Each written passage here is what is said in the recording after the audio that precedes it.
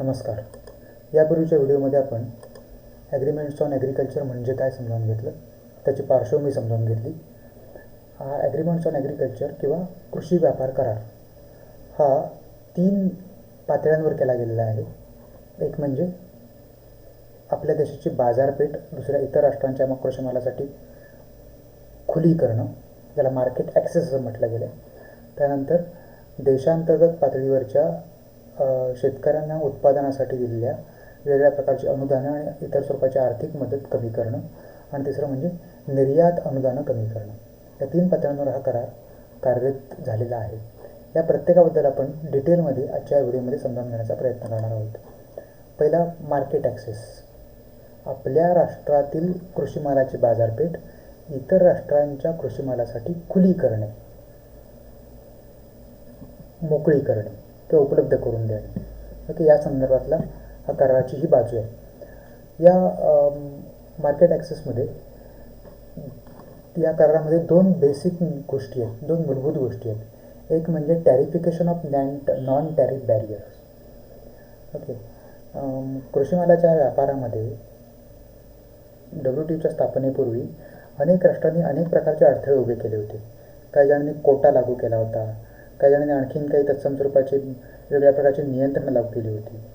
यातली जी non tariff barriers, जकातेतर अडथळे जे होते, त्या जकातेतर अडथळ्यांचा मुळात परिणाम मोजणं हे अवघड होतं.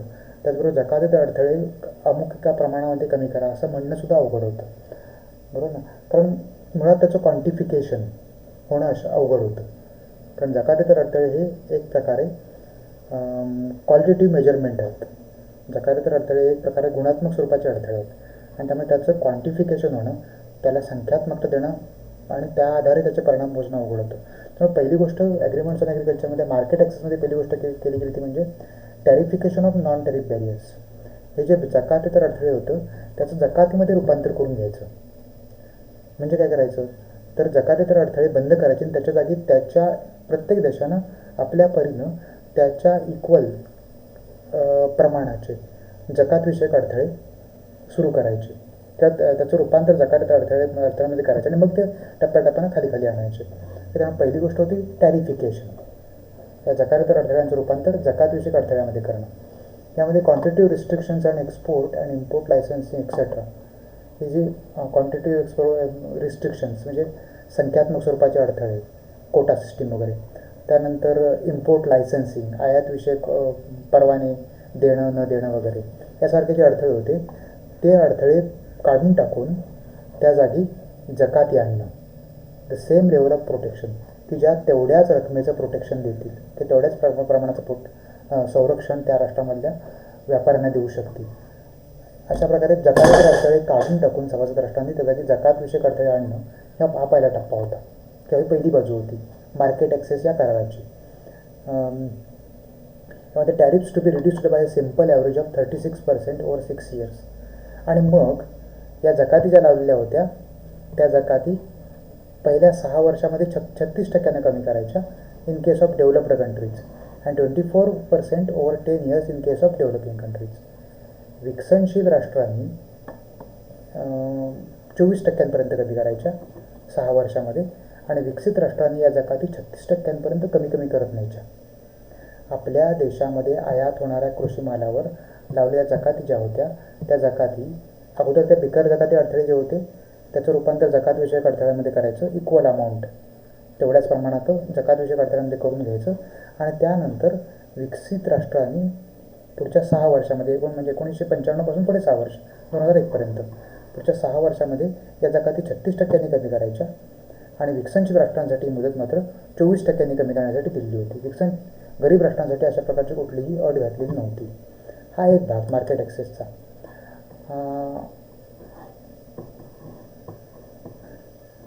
आणि यामध्ये भारतानं जे कमिटमेंट दिलं होतं ते अशा प्रकारचं होतं की प्राथमिक वस्तूंच्या बाबतीत 100% जकाती कमी केल्या जातील, प्रोसेस्ड फूड्सवर 150% आणि एडिबल सॉईल्सवर 300%.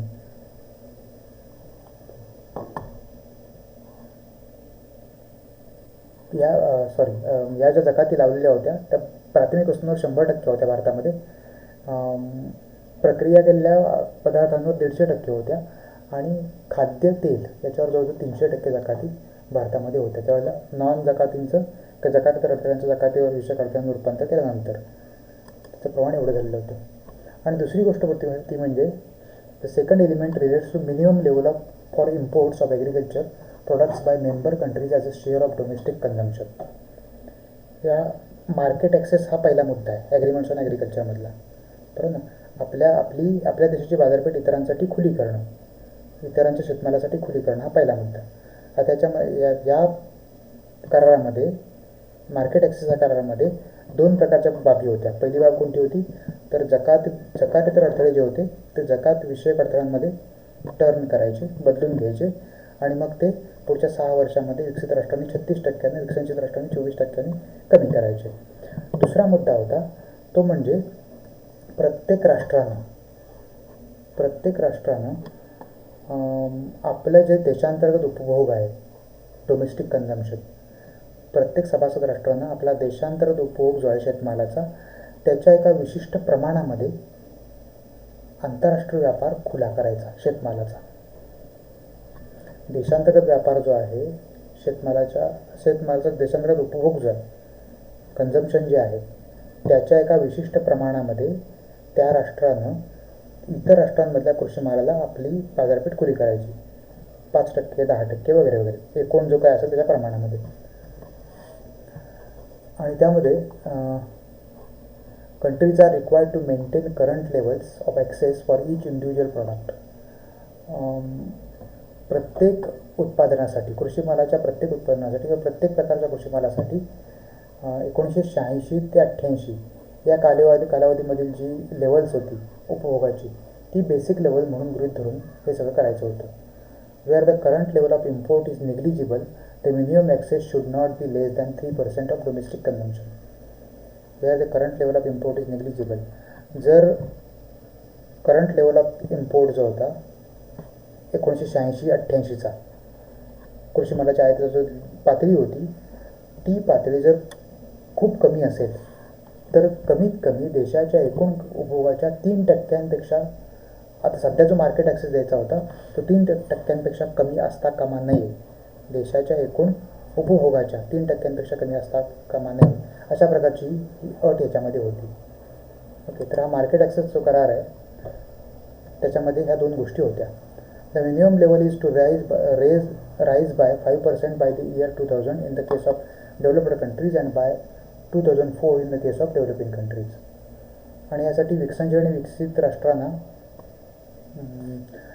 कालबद्ध अशी टार्गेट्स दिली होती, उद्दिष्ट दिली होती.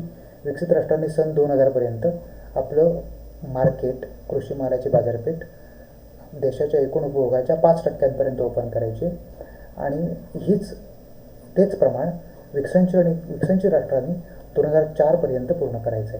म्हणजे विकसनशील राष्ट्रांनी 2004पर्यंत आपल्या कृषी मालाच्या उपभोगाचं जे उपभोग जो आहे त्याच्या 5%पर्यंत आपलं मार्केट ओपन करायचं आहे, आयातीसाठी खुलं करायचं आहे, आयातीवरची बंधनं कमी करायची आहेत. दुसरा मुद्दा तो म्हणजे डोमेस्टिक सपोर्टचा, देशांतर्गत सहाय्याचा. ओके, मगाशी म्हटलं तसं कृषी मालाच्या बाबतीत विकसित राष्ट्रांमधले सरकार त्यांच्या देशातल्या शेतकऱ्यांना मोठ्या प्रमाणात कृषी मालाच्या उत्पादनासाठी अनुदानं देत होती आणि त्यामुळे आंतरराष्ट्रीय पातळीवर स्पर्धा करणं इतर राष्ट्रांमधल्या गरीब राष्ट्रांमधल्या शेतकऱ्यांना शक्य होत नव्हतं. आणि त्यामुळे हा डोमेस्टिक सपोर्टचा दुसरा मुद्दा या कृषी करारामध्ये आला. ओके, पहिला मुद्दा कोणता मार्केट ॲक्सेसचा, दुसरा मुद्दा डोमेस्टिक सपोर्ट देशांतर्गत सहाय्य. या संदर्भात जे करार निश्चित झाले ते पुढील प्रकारचे होते. Provisions of the agreement regarding domestic support have 2 main objectives. या संदर्भातले जे तरतुदी होत्या कृषी करारामधल्या त्याची 2 उद्दिष्ट होती. एक म्हणजे to identify acceptable measures that support farmers. एक म्हणजे शेतकऱ्यांना आर्थिक मदत केली पाहिजे संपूर्ण जगभर, हे बरोबरच आहे, शेतकऱ्यांना आर्थिक मदत मिळायला पाहिजे, परंतु आंतरराष्ट्रीय व्यापारामध्ये श्रीमंतांनी अधिक मदत करायची आणि गरीब राष्ट्रांमधल्या सरकारांनी खूप कमी मदत करायची. यातून आंतरराष्ट्रीय पातळीवरच्या कृषी व्यापारामध्ये जे डिस्टॉर्शन निर्माण झालं होतं, कृषी व्यापार जो विस्कळीत झाला होता तो व्यवस्थित करण्यासाठी त्याच्यामध्ये पहिला मुद्दा होता तो म्हणजे डोमेस्टिक सपोर्टमध्ये, की संपूर्ण जगभरच्या शेतकऱ्यांना सरकारांनी करावयाच्या मदतीचं एक ॲक्सेप्टेबल मेजर, एक सर्व मान्यता प्राप्त अशा स्वरूपाचं एक मापन ठरवून देणं, हा एक मुद्दा होता. संपूर्ण जगभरच्या शेतकऱ्यांना, मग तो श्रीमंत राष्ट्रामधला असो किंवा गरीब राष्ट्रांमधला असो, सरकारने करावयाच्या मदतीचं, सहाय्याचं एक माप ठरवून देणं, हा एक मुद्दा होता. आणि दुसरं, to deny unacceptable trade distorting support to the farmers. आणि दुसरा मुद्दा होता, जे सर्वमान्य होणार नाही त्या गोष्टी पूर्णपणे नाकारणं. ज्या शेतकऱ्यांना दिल्या जाणाऱ्या आर्थिक मदतीच्या संदर्भातल्या ज्या गोष्टी सर्वमान्य होणार नाहीत त्या सरळपणे नाकारून टाकणे आणि तशा प्रकारची शेतकऱ्यांना मदत दिली जाऊ नये यासाठी त्या राष्ट्रांवर दबाव आणणे, हा दुसरा मुद्दा होता. These provisions are aimed largely at the developed countries where the levels of domestic agriculture support have risen to extremely high levels in recent decades. आणि ही प्रामुख्याने ह्या ज्या तरतुदी होत्या डोमेस्टिक सपोर्ट करारामधल्या, त्या प्रामुख्याने विकसित राष्ट्रांना नजरेसमोर ठेवून आखलेल्या होत्या. विकसित राष्ट्र कारण मोठ्या प्रमाणात देशांतर्गत आर्थिक मदत आपल्या शेतकऱ्यांना करत होती, कारण विकसित राष्ट्रांमध्ये शेतकरीसुद्धा मुळात विकसित, ते सुद्धा श्रीमंत. विकसित राष्ट्रांमध्ये काही सामान्य राष्ट्रांमधल्या शेतकऱ्यांसारखे सामान्य शेतकरी किंवा शेतमजूर, असे सीमांत शेतकरी यासारखे कन्सेप्ट विकसित राष्ट्रांमध्ये फार अभावानं आढळणार आहे. मोठ्या प्रमाणात ते सगळे शेतकरी श्रीमंत शेतकरी, आणि त्यात पुन्हा सरकारने केलेली मदत, आणि त्यामध्ये त्यांचा शेतमाल अधिक आंतरराष्ट्रीय मार्केटमध्ये स्वस्त होणं शक्य होतं, ते होणारच होतं. हे टाळण्यासाठी डोमेस्टिक सपोर्टच्या या देशांतर्गत सहाय्याच्या या करारामध्ये अशा प्रकारचे 2 मुद्दे घातले गेले होते. All domestic support is quantified through the mechanism of total agreement measure of support. या संदर्भात agreement measures of support, aggregate measurement of support, okay, सहाय्या संदर्भातलं एक सर्वसमावेशक मापन AMS निर्माण केलं गेलं, की जे हा जो डोमेस्टिक सपोर्ट दिला जात होता त्याचं क्वांटिफिकेशन करणार होतं. शेतकऱ्यांना दिल्या जाणाऱ्या या देशांतर्गत सहाय्याचं संख्यात्मक रूपांतर करण्याचं काम ते ॲग्रिगेट मेजरमेंट ऑफ सपोर्ट करणार होतं. AMS is a means of quantifying the aggregate value of domestic support or subsidy given to each category of agriculture product. हे जे AMS होतं, aggregate measurement of support, aggregate measurement of support किंवा AMS काय आहे तर वेगवेगळे सभासद राष्ट्र, WTOचे सभासद राष्ट्र आपल्या शेतकऱ्यांना जो सपोर्ट करतात, मदत करतात, त्याचं संख्यात्मक रूपांतर करण्याचं एक मापन. ओके, हे जे मापन होतं AMS, ते the aggregate value of domestic support or subsidy given to each category of agriculture product, ते प्रत्येक कृषी उत्पादनाच्या प्रत्येक प्रकारच्या उत्पादनामध्ये जे अनुदानं दिली जात होती, सहाय्य केलं जात होतं, त्याच्या संदर्भात हे AMS निर्माण केलं गेलं होतं. A commitment made require 20% reduction in total AMS for developed countries over 6 years, and for developing countries this percentage is 30% and no reduction is required in least developed countries. आणि हे जे AMS मध्ये रूपांतर केलं होतं क्वांटिफिकेशनमध्ये, देशांतर्गत सहाय्याचं शेतकऱ्यांना सध्या असंच असणार आहे, त्याच्या 20% पुढच्या 6 वर्षामध्ये, म्हणजे 95 पासून पुढे 6 वर्ष 20% रिडक्शन करायचं होतं त्या सपोर्टमध्ये. तर शेतकऱ्यांना दिलेला जो अर्थसहाय्य, एकंदरीत मदत जी होती त्याच्यामध्ये 20% घट करायची अशी अट विकसित राष्ट्रांना घातली होती 6 वर्षामध्ये. याच 6 वर्षामध्ये विकसनशील राष्ट्रांनी मात्र 13% घट करायची होती, आणि गरीब राष्ट्रांसाठी मात्र, लिस्ट डेव्हलप्ड कंट्रीजसाठी मात्र अशा प्रकारची कुठलीही अट घातलेली नव्हती. AMS consist of 2 parts, product specific subsidies and non product specific subsidies. हे जे AMS होते ते उत्पादन आधारित आणि उत्पादनेतर अशा प्रकारचे AMS हे क्वांटिफिकेशन होतं. Product specific subsidy refer to the total level of support for each individual agriculture commodity, and non-product specific subsidy refer to the total level of support for the agriculture sector as a whole. कसं आहे, शेतकऱ्यांना दिली जाणारी जी मदत आहे ती 2 प्रकारे दिली जाते. एक ओव्हरऑल मदत असते, सर्वसाधारण मदत असते, बरोबर ना. शेती हंगामामध्ये काय खतं वापरायला अनुदान देणं, परत बी बियाणं स्वस्त दरानं देणं, आर्थिक मदत करणं, ही सर्वसाधारण स्वरूपाची मदत असते. आणि काही वेळेला सरकार प्रॉडक्ट स्पेसिफिक विशिष्ट वस्तूंच्या उत्पादनांना मदत करते, विशिष्ट वस्तू उत्पादन करण्यासाठी मदत करते.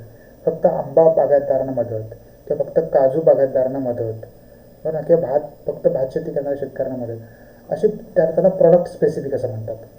आणि इतर मदत असते ती ओव्हरऑल असते, बरोबर ना. सध्या शेतकऱ्यांना सरकारचे 2,000 रुपये किंवा वर्षाला 6,000 रुपयाची मदत करते, ती ओव्हरऑल मदत आहे, बरोबर ना. परंतु काही विशिष्ट उत्पादनाचा विचार करून त्या वस्तूचं उत्पादन देशामधलं वाढावे यासाठी सरकार ज्यावेळेला अर्थसहाय्य करतं त्यावेळेला ते प्रॉडक्ट स्पेसिफिक असतं.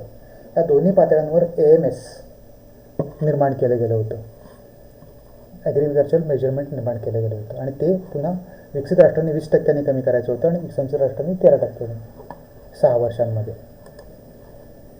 त्यानंतर तिसरा मुद्दा होता तो म्हणजे निर्यात अनुदान, एक्सपोर्ट सबसिडीज. विकसित राष्ट्रांमधली सरकारं जी शेतमाल निर्यात करणाऱ्या निर्यातदारांना जी अनुदानं देत होती त्या संदर्भातला हा ॲग्रीमेंट्स ऑन ॲग्रिकल्चरमधला करार आहे. The AOA lists several types of subsidies to which reduction commitments apply. या AOAमध्ये अनेक प्रकारची अनुदानं होती निर्यातदारांना दिलेली, की ज्याच्यामध्ये सभासद राष्ट्रांनी कमिटमेंट करणं, ती सबसिडी अनुदानं कमी करण्यासाठी प्रयत्न करणं आवश्यक होतं. However, such subsidies are virtually non-existent in India, as exporters of agricultural commodities do not get direct subsidy.